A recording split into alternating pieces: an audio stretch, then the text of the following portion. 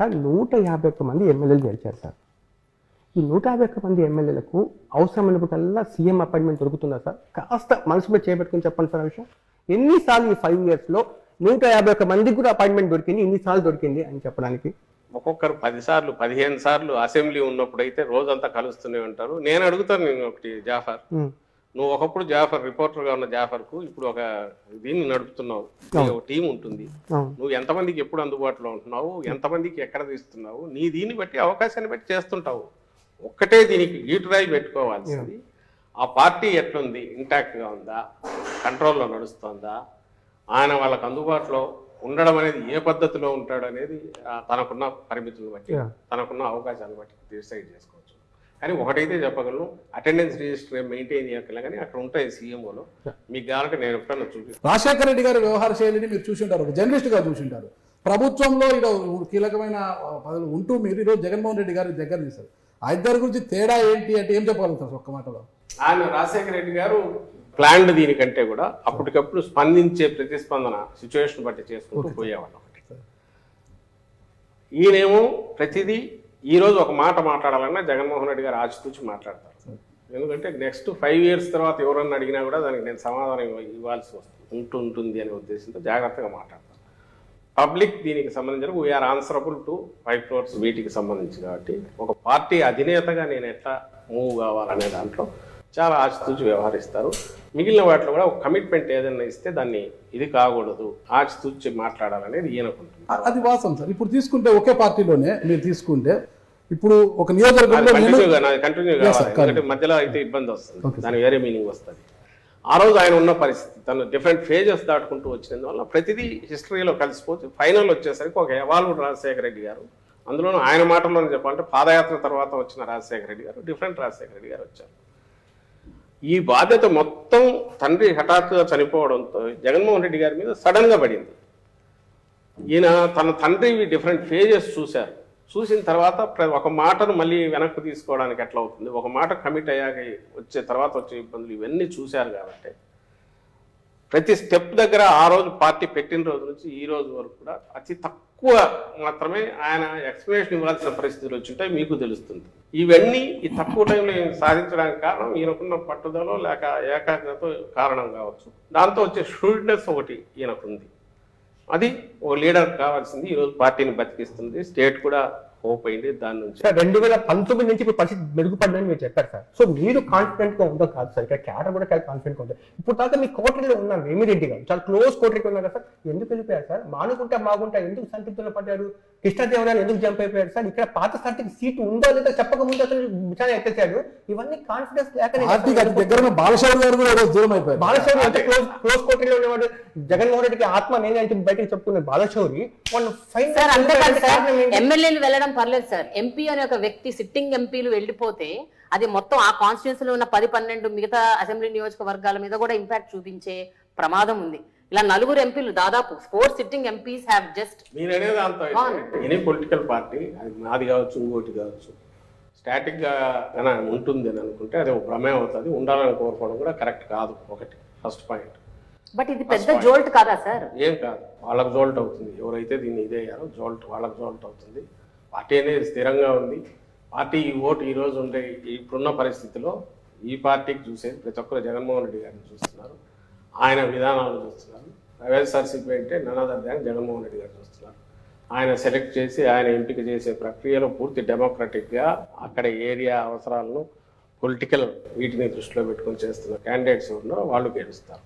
ఎవరైతే ఈ జర్నీలో కొత్తగా వచ్చేవాళ్ళు కావచ్చు, ఉన్న వాళ్ళను ఎవరైనా మేము మార్చాల్సినప్పుడు వాళ్ళు హర్ట్ అయ్యి కొంత డెసిషన్స్ తీసుకోవచ్చు. అల్టిమేట్గా ఈ రెండు any political party cannot be A static one. ఉంటే అది స్టాగ్నేట్ అయిపోతుంది. వచ్చేవాళ్ళు వాళ్ళు స్వచ్ఛందంగా వచ్చేవాళ్ళు వాళ్ళు వస్తుంటారు, హర్ట్ అయిన వాళ్ళు ఇంకో ప్రయత్నం చేస్తుంటారు, ఇంకొక లేదా అట్లాగే ఉండి లీడర్ మీద హోప్తో ఉండేవాళ్ళు ఉంటారు. అల్టిమేట్ డిసైడ్ చేయాల్సింది, డెసిషన్ తీసుకునేది, దాని ఫేట్ డిసైడ్ చేసేది కింద పబ్లిక్ ఎవరైతే ఉన్నారో వాళ్ళు. మాకు పాజిటివ్గా డిసైడ్ చేస్తున్నారు కాబట్టి మేము ఈ స్థితిలో ఉన్నాము. అలాంటి పరిస్థితి లేదు కాబట్టి మూక మందలాగా వచ్చి జనసేన వాళ్ళు అట్లా పక్కకి వెళ్ళిపోవడమో, లేదా ఓ సత్రంలో 2 రోజులు ఉండిపోయినట్టు షెల్టర్ కోసం ఉండిపోయినట్టు టీడీపీ వాళ్ళు బీజేపీలో ఉండి రేపు మళ్ళీ ఇక్కడికి రావచ్చు, అవి జరుగుతున్నాయి. అలాగే ఇప్పుడు వాళ్ళు టికెట్లు చేస్తున్నప్పుడు అక్కడ కూడా ఇలాంటివి జరిగే అవకాశం ఉంటుంది. ఆల్రెడీ మా డోర్ నాక్ చేస్తున్నారు, ఫోన్లు వస్తున్నాయి, మేము వస్తామని. వాళ్ళని అందరినీ ఎక్కడ అకామిడేట్ చేయలేము కాబట్టి మేము కూడా పెద్దంత రిలక్టెంట్గా ఉన్నాం. మా కాన్ఫిడెన్స్ వచ్చేది వీటన్నిటి నుంచి. వీఆర్ నాట్ నీజర్ రియాక్షన్స్ మా దగ్గర ఉండవు. మీరు ప్రజా అవసరాలు సలహాదారు, ప్రభుత్వానికి ఒక సలహాదారు, ప్రజా అవసరాలు, పార్టీకి అయితే ప్రధాన కార్యదర్శి అనుకుంటున్నాను. ఇప్పుడు ప్రభుత్వం తీసుకునే ప్రతి విధానపరమైన అంశాల్లో కావచ్చు, ప్రభుత్వ అంశాల్లో కావచ్చు, మీరు ఎక్కువ ఫోకస్ అవుతుంటారు, ప్రతిదీ మీరే అడ్రస్ చేస్తుంటారు అనమాట. అంతగా ఇంట్రెస్ట్ ఉంటే ఒక ఎమ్మెల్సీ తీసుకొని మంత్రి పదవి తీసుకొని కూర్చోవచ్చు కదా. అలా కాకుండా సజ్జల సకల అనే ఒక ప్రాస ఎందుకు తీసుకురావాలంటున్నారు సార్? ఈ సకల అనేది వాళ్ళు వేసిన ముద్ర ఫస్ట్ థింగ్. రెండోది నేను చెప్తాను, వైఎస్ఆర్ కాంగ్రెస్ పార్టీ ఇంకో పార్టీ, అది రూలింగ్లో ఉన్నప్పుడు, ప్రభుత్వంలో అదే ఉన్నప్పుడు ఆ పార్టీ విధానాలే ప్రభుత్వ విధానాలు అవుతాయా, లేక తెలుగుదేశం విధానాలు ప్రభుత్వ విధానాలు అవుతాయా? వైఎస్ఆర్ కాంగ్రెస్ పార్టీ విధానాలే ప్రభుత్వ విధానాలు అవుతాయి, అంతే కదా. ఒక పార్టీ నాయకుడిగా, సీనియర్ నాయకులుగా ఉన్న వాళ్ళము, ఫస్ట్ నుంచి ఉన్న వాళ్ళు, విధానాల గురించి తెలిసిన వాళ్ళు వాటిని ఎక్స్ప్లెయిన్ చేసినప్పుడు దే ఆర్ అథారిటేటివ్.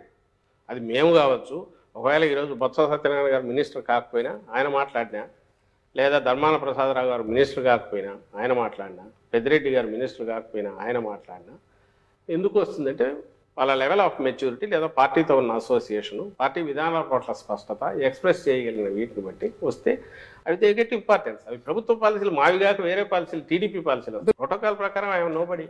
ప్రోటోకాల్ ప్రకారం ఎక్కడన్నా అఫీషియల్ ఫంక్షన్స్లో నేను ఎక్కడ ఉండని, నేను ఉండాలని ప్రయత్నం కూడా చేయను.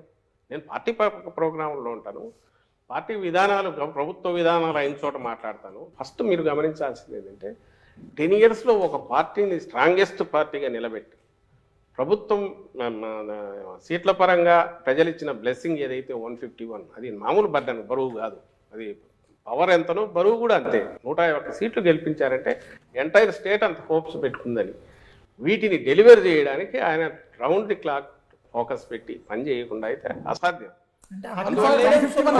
నేను ఇంతకుముందు అన్న స్కీములు కానీ, లేదా ఈ 4 ఏళ్లలో 2 ఏళ్ళు కోవిడ్ తీసేస్తే మిగిలిన తక్కువ టైంలో ఇంత ఫినామినల్ రిఫార్మ్స్ కానీ, చేంజెస్ కానీ, సిస్టమ్స్లో చేంజెస్ కానీ, కొత్త సిస్టమ్స్ ఇంట్రడక్షన్ కానీ చేయగలగడం అనేది, మీరు దాంతో పోల్చినప్పుడు దానికి ఆయన సఫర్ అవుతున్నది, ఎంత టైం లూజ్ అవుతున్నాడు. మామూలు దీంట్లో పార్టీని ఒక పక్క నడుపుకుంటూ ఇది ఎట్లా చేయగలుగుతున్నాడు ఆలోచిస్తే అసలు ఇంత ఎట్లా చేసాడని మీకు ఆశ్రమిస్తే ఇది అసలు ఇష్యూ అనిపించదు. సార్ ఒక జర్నలిస్ట్ గా ఒక్క విషయంలో ఐ అడ్మిట్ సార్, అంటే I have seen what is happening in Andhra Pradesh, especially ఎడ్యుకేషన్లో, గవర్నమెంట్ స్కూల్స్లో జరుగుతున్న ఒక మార్పు, రిఫర్మేషన్, ట్రాన్స్ఫర్మేషన్. రెండోది హెల్త్ డిపార్ట్మెంట్లో ఉన్న ఫ్యామిలీ డాక్టర్ కల్చర్. మూడోది రైతుల కోసం రైతు భరోసా, వీటి వరకు, and also village volunteer system. I really appreciate the government, but at the same time ఇందాక మనం మాట్లాడుకున్నట్టు డెవలప్మెంట్ అన్న విషయానికి వస్తే మాత్రము, సో దీని గురించి మీరు ఏమంటారు సార్? అంటే చేసిన వాటి గురించి చెప్పుకుంటున్నారు, ఓకే, చేసినవి ఎన్నో వాటి గురించి చెప్పుకోవట్లేదా, లేకపోతే అసలు చెయ్యట్లేదా? What happen to development? ఇప్పుడు అందుకే నేనంటుంది, మీరు జగన్మోహన్ రెడ్డి గారి పాలన వైపు చూడాలంటే ఒక ఫస్ట్ థింగ్, అక్కడ ఏం చేశారు, ఇక్కడ అలాంటి బిల్డింగ్ వచ్చిందా, అక్కడ అయిందా, ఇక్కడ ఇది వచ్చిందా అనేది చూడడం కాకుండా హోలిస్టిక్గా మొత్తంగా చూస్తే డెవలప్మెంట్ అనేది మనకు కనపడుతుంది. ఫస్ట్ నేను ఇంతకుముందు ఇంత ప్రొలాంగ్ మళ్ళీ చెప్తూ వస్తున్న దాంట్లో పార్ట్గానే మళ్ళీ ఇప్పుడు ఎక్స్టెండ్ చేస్తున్నాను. ఇండస్ట్రీస్ వస్తున్నాయి కంటిన్యూస్, ఎంఎస్ఎంఈలు విపరీతంగా గతంతో పోలిస్తే పెరిగాయి. వీటన్నిటి ఇండికేటర్ ఎక్కడ ఉంటుంది? 1000 కోట్లదో, 2000 కోట్లదో, 1200 కోట్లవి, అలాంటివి 10, 15, 20 దాకా వచ్చాయి. నాకు మన పోతుంటే మా బద్వేల దగ్గర 1200 కోట్లది షీట్స్కి సంబంధించి వచ్చింది. 1200 మందికి వర్క్ కల్పిస్తుంది. కడప నుంచి పులివెందుల పోతుంటే కొప్పర్తి కొత్త ఎలక్ట్రానిక్ జోన్ మొదలైంది. ఆల్రెడీ ఇండస్ట్రీస్, డిక్సన్ అని ఏవో వచ్చాయి. అక్కడ కూడా ఇప్పటికే ఒక 5-6 వేల మంది, 10,000 మంది దాకా పనిచేస్తున్నారు. శ్రీ సిటీలో కొత్త ఇండస్ట్రీస్ వచ్చాయి, పెద్ద కంట్రీలోనే పెద్దవి వచ్చి పెట్టారు. అంటే నేను ఎందుకు వీటి గురించి ఎన్ని చెప్పొచ్చంటే ఇంకా చేంతాడు లిస్ట్ అవుతుంది చదువుతూ పోతే. ఒకటి. సెకండ్, దానికంటే ముఖ్యంగా ఎంఎస్ఎంఈలను పోస్ట్ కోవిడ్ కాగానే ఆ ఇన్సెంటివ్స్ వాళ్ళ ఉన్నవన్నీ పే చేసి క్లియర్ చేసి 1000 కోట్లు, 1200 కోట్లు కొత్త వాటిని ఎంకరేజ్, కొత్త ఇన్సెంటివ్స్ చూసిన వల్ల అవి గతంలో ఎప్పుడూ లేనంతగా పెరిగాయి. అంతకుముందు ఐ థింక్ 2.3 lakhs, 3.5 lakh ఉంటే ఇప్పుడు 5.5, 6 lakh కొత్తవి స్టార్ట్ అయ్యాయి. ఇవంతా కూడా ఈ 3 ఏళ్లలో పవర్ కన్జంప్షన్ విపరీతంగా పెరిగింది. ఇరిగేషన్కు దీనికి దట్ ఈజ్ అన్ ఇండికేటర్. వీటికి సంబంధించి ఎంప్లాయ్మెంటు, వీటికి సంబంధించినంత వరకు మనకు గవర్నమెంట్లోనే, అది నేను లాస్ట్ టైం జాఫర్ ఇండివిజువల్గా చేసేప్పుడు గట్టిగా అడిగాను. నేను 1,30,000 ఉద్యోగాలు నేరుగా 4 నెలల్లోనే వచ్చి 4-5 నెలల్లోనే నింపిన ప్రభుత్వము వితౌట్ చిన్న ఫ్లా లేకుండా చేస్తే ఎందుకు దాటిని ఉద్యోగాలు కాదని ఎట్లా అంటారు? ఈరోజు వాళ్ళు ప్రొబేషన్ అయిపోయి రెగ్యులరైజ్ అయ్యారు గవర్నమెంట్ ఎంప్లాయీస్, విలేజ్ సెక్రటేరియట్స్. నేను 2,60,000 వాలంటీర్ల గురించి మాట్లాడట్లా. వాలంటీర్లు అనేవి స్వచ్ఛందంగా వాళ్ళు ఏదో వాలంటీర్గా చేసేటివి కాబట్టి అనుకుంటే దీనికి సంబంధించినంత 1,30,000. తర్వాత దాదాపు 58,000 ఇప్పటికీ లెక్క. ఏది మెడికల్ డిపార్ట్మెంట్ ఫస్ట్ టైం హిస్టరీలోనే మీరనే ఫ్యామిలీ డాక్టర్ కాన్సెప్ట్ ఎట్లా హిట్ అవుతుంది? ఉన్న సెటప్తో ఎట్లా కుదురుతుంది? 17,000 కోట్లు పెట్టి పిహెచ్సిలు సిహెచ్సిలు అన్నీ మోడర్నైజ్ చేయడం, ఏరియా హాస్పిటల్ అన్నీ కెపాసిటీస్ పెంచడం. నేను మెడికల్ కాలేజ్ కలపట్ల దీంట్లో. మెడికల్ కాలేజ్ 8,000 కోట్లు మళ్ళీ వేరే బడ్జెట్. ఈ 17,000 కోట్లు పెట్టి ఇవన్నీ తయారైనందువల్ల విలేజ్ క్లినిక్స్ కానీ మిగిలిన కానీ ఇన్ఫ్రాస్ట్రక్చర్ పరంగా కానీ లేటెస్ట్ టెక్నాలజీ కానీ డాక్టర్ల రిక్రూట్మెంట్, సపోర్టింగ్ స్టాఫ్ రిక్రూట్మెంట్ మొత్తం 56,000 నాకు తెలిసి ఫిగర్. మెడికల్ డిపార్ట్మెంట్కు ఒక ఇది వచ్చింది. ఒక చిన్న పాయింట్